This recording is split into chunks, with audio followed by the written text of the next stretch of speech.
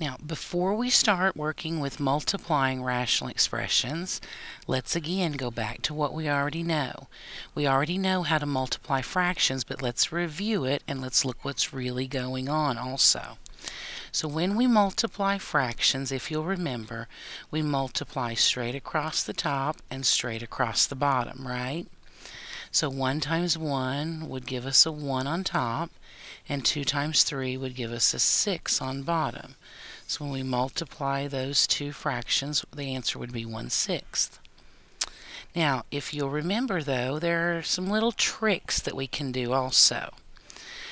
Just remember that any top cancels with any bottom. It's kind of like simplifying for both things. You remember that shortcut we could take, which was, let's see, 10 and 40 have something in common. 10 goes into 10 one time, and 10 goes into 40 4 times. And for the 15 and the 35, 5 goes into 15 3 times, and it goes into 35 7 times. So what we're left with here is 1 times 7 is 7, and 3 times 4 is 12. I'm hoping that you remember that little trick sort of from the things that you've done before. Now, let's look though to see what's really going on. What's really happening here is that we are fully factoring each one of these. Now 10 we can rewrite as 2 times 5. Both of those are prime numbers, so that's factorization was pretty easy. 15 we could rewrite as 3 times 5. So again, that factorization was not too bad. Now we could say that is times. 35 is 5 times 7. Now 40, though, we may want to look at kind of a little bit closer because that is a composite number.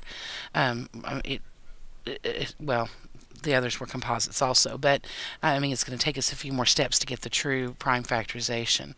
So let's see, 40 would be 2 times 20, and 20 would be 2 times 10, and 10 would be 2 times 5. So I'm going to write 40 as 2 times 2 times 2 times 5. Now, if you'll remember from what we did in simplifying, well, and I tell you what, let's do one more step also before we do that. Isn't it true that our rules for factoring, or not factoring, but our rules for multiplying fractions, where we multiply straight across the top and straight across the bottom?